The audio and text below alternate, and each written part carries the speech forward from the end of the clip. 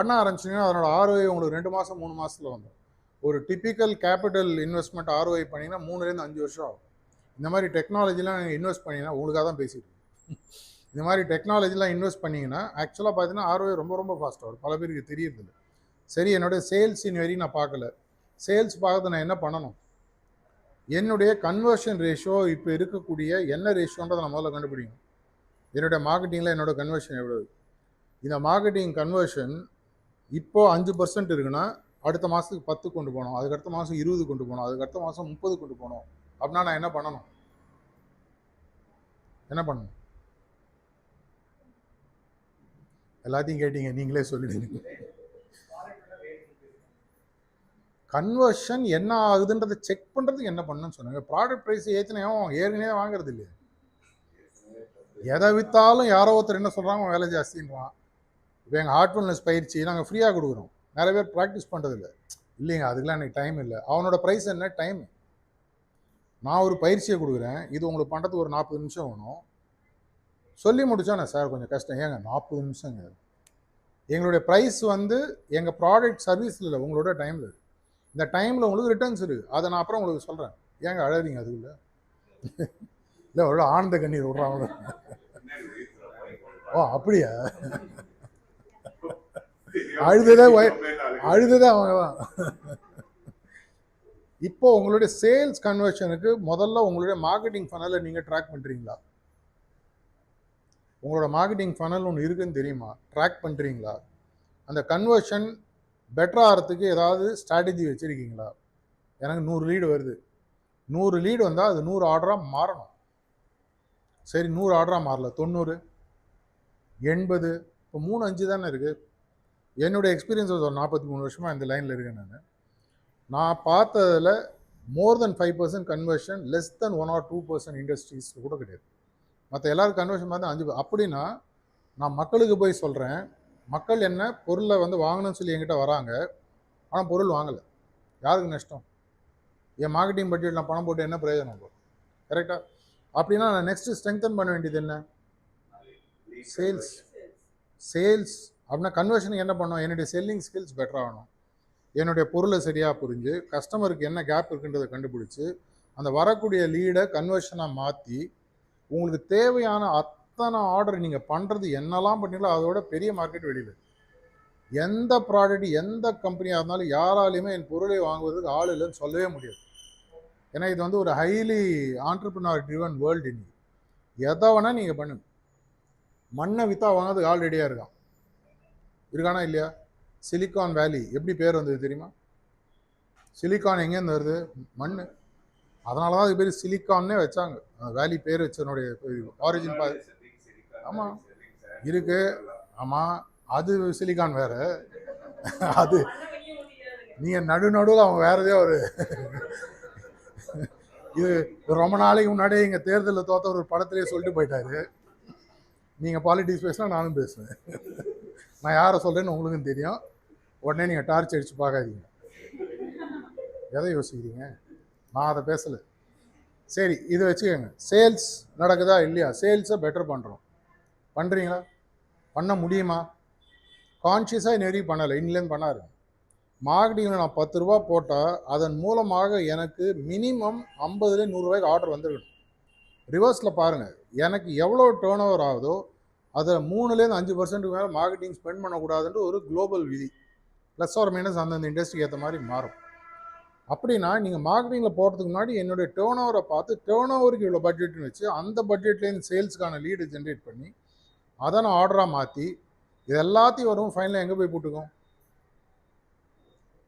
அவன் ஒன்று கேட்பான், நம்ம அனுப்புறது வேறையாக இருக்கும், அனுப்புகிற டைம் வேறையாக இருக்கும், பேக்கிங் வேறு மாதிரி இருக்கும். இங்கே ஒரு 40 கிலோமீட்டர் போனால் திருப்பூர் இண்டஸ்ட்ரி பல கஸ்டமர்ஸ் இருக்காங்க. எல்லாருக்கும் என்ன பிரச்சனை? ஒன்று பேக்கிங் சரியில்லை, இல்லை நான் நினச்ச மாதிரி வரல, நினச்ச டைமுக்கு வரல. கரெக்டாக எங்கே போய் கடைசியில் மாட்டோம் பார்த்தீங்கன்னா சர்வீஸ். இன்றைக்கி சர்வீஸில் நம்ம கான்ஷியஸாக பெருசாக பல இண்டஸ்ட்ரீஸ் ஃபோக்கஸ் பண்ணுறதே இல்லை.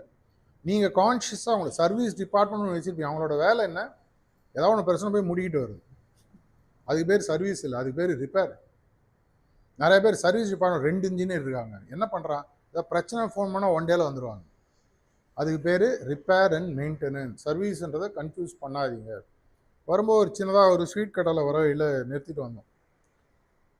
எதுவுமே எங்களை கேட்கவே இல்லை. வெளியில் வரவி கொடுத்துனே இருக்காங்க, கொடுக்குறாங்க ஃப்ரீயாக. எங்களையே வெக்கப்பட்டு ஒரு 1000 ரூபாய் வேணும்.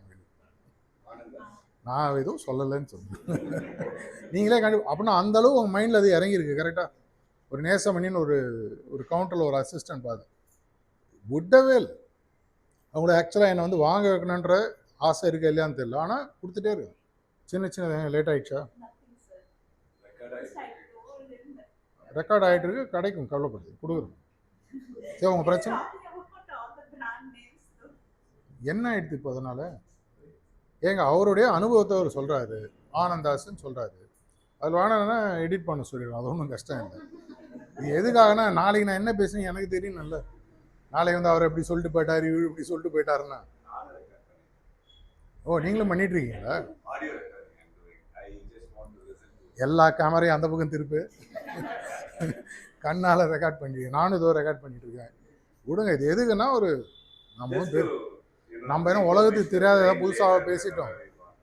இன்னும் உலகத்துக்கு தெரியாத எந்த விஷயத்தையும் நம்ம பேசலை. பேசினது எல்லாமே பொது தளங்களில் இருக்கக்கூடிய விஷயங்கள் தான் பேசணும். உங்களுடைய சர்வீஸுக்கு இன்னைக்கு ஸ்டாண்டர்ட்ஸ் ஏதாவது இருக்கா? உங்கள் கம்பெனிக்கு சர்வீஸ் தரம் அப்படின்றதுக்கான முதல்ல சர்வீஸ் நான் எப்படி கொடுக்க போகிறேன்? இந்த சர்வீஸுன்றது வெறும் ரிட்டன்ஷனுக்கா, இல்லை கஸ்டமர் கம்ப்ளைண்ட்டை சால்வ் பண்ணுறதுக்கு மட்டுமா, இல்லை ரிப்பீட் ஆர்டர்ஸ் வர்றதுக்கா? ரிப்பீட் ஆர்டரை தாண்டி ஒன்று இருக்குது. என்னது? ரெஃபரன்ஸ். இன்னைக்கு உலகத்தில் ஃபாஸ்டஸ்ட்டு ஃப்ரீ மார்க்கெட்டிங் பார்த்தீங்கன்னா வேர்ட் ஆஃப் மவுத். எனக்கு ஒரு ஐட்டம் பிடிச்சா 4 பேர்கிட்ட போய் சொல்லு. இப்போ தான் நான் வாங்கிட்டு வந்தேன் சொன்னேன், நான் பேர் சொல்ல நம்ம ஃப்ரெண்டு சொல்லி விட்டாரு. அவர் ராஜா இல்லையா, உடனே அவர் பரோபகாரமாக சொல்லி விட்டார். எதனால்? எனக்கு அவங்களுடைய சர்வீஸ் பிடிச்சது. அவங்க என்னுடைய வாங்குதலை பற்றி கவலைப்படாமல் என்னுடைய டேஸ்ட்டுக்காக அவங்க ஒர்க் பண்ணுறாங்க. உள்ளே போகிறது டேஸ்ட்டுக்காக தான் போகிறேன். இல்லை சும்மா என்ன என்னோடய சுகரை இறக்கிறதுக்கு ஆனந்தாஸ் போகிறேன். இல்லைங்க, கொஞ்சம் சுகர் இறக்கணுங்க, போய் ஆனந்தாஸ் 4 ஸ்வீட் சாப்பிட்டு வரலாம். அதை மாதிரி ஸ்வீட் விற்றானா நிறைய சேல்ஸ் ஆகும். இல்லை, ஸ்வீட் சாப்பிட்ணும், அப்படியே சுகர் இறங்கணும். அது மாதிரி தான் இருக்கா? இதனால ஏன் வாங்குகிறோம்? நாக்கு கேட்குது, போகிறோம் இல்லையா, போய் அது தெரிஞ்சு சர்வீஸ் பண்ணுறாங்க. உங்களுடைய பொருளுக்கான சர்வீஸுக்கு நீங்கள் ஏதாவது வழிமுறைகள் உருவாக்கி வச்சுருக்கீங்க. இது 3 நீங்கள் திருப்பி நான் முதல்ல சொன்ன விஷயம் பார்த்தீங்கன்னா 3 P சொன்னேன். முதல்ல என்ன சொன்னேன்? ப்ராஃபிட் நல்லா வரணும்னா என்ன வரணும்? பீப்புள் ஒழுங்காக பார்க்கணும், இன்டர்னல் எக்ஸ்டர்னல். அப்படி இல்லைனா என்ன சொன்னேன்? பிளானெட்டுன்றது மொத்த பிளானெட் இல்லை, அட்லீஸ்ட் நான் இருக்கிற 1 கிலோமீட்டர், ஒரு 2 கிலோமீட்டர் என்னால் நான் வெளிவிடக்கூடிய கழிவுப் பொருட்களோ மற்ற விஷயங்களோ நான் இருக்கக்கூடிய இடத்த பாதிச்சதுன்னா இது ரிப்பிள் எஃபெக்டில் எங்கே வேணால் போய் இம்பேக்ட் ஆகும். அப்போ தான் நான் பட்டர்ஃப்ளை எஃபெக்ட்ன்ற விஷயத்தை பற்றி பேசினேன். இது 3த்துலேயே நம்ம பார்த்தீங்கன்னா இந்த MSSன்ற விஷயத்தை பற்றி பேசுவோம். மார்க்கெட்டிங்கில் நீங்கள் கான்ஷியஸாக பிராண்டிங் பண்ணுறீங்களா? உங்களுக்கும் உங்களுடைய விஎஸ்பிக்கும் யூஎஸ்பிக்கும் உங்களுடைய மார்க்கெட்டிங் ஸ்பெண்டுக்கும் ஏதாவது கணக்கு கதை இருக்கா? இதன் மூலமாக உங்களுக்கு ஜெனரேட் ஆகிற லீட்ஸை கன்வெர்ட் பண்ணுறதுக்கு இன்றைக்கி 1:1 கன்வர்ஷன் இன்றைக்கி உலகத்தில் ஒரு ட்ரீம். அது இன்னி வரைக்கும் எனக்கு தெரிஞ்ச எந்த இண்டஸ்ட்ரியும் அதை கிராக் பண்ணதில்லை. 1-2 சேல்ஸ்மேன் கிராக் பண்ணுவாங்க. ஒரு டோட்டல் இண்டஸ்ட்ரி எடுத்திங்கன்னா 100 லீடு தான் 100 கன்வர்ஷன் ஆனதாக இன்னி வரைக்கும் சரித்திரம் இல்லை. அதனால் சரித்திரம் நீங்கள் படைக்க முடியாதன்னு அர்த்தம் இல்லை. என்னுடைய கன்வர்ஷன் இன்னும் 1 மாதத்தில் இப்போ இருக்கிறத விட டபுள் ஆகணும்.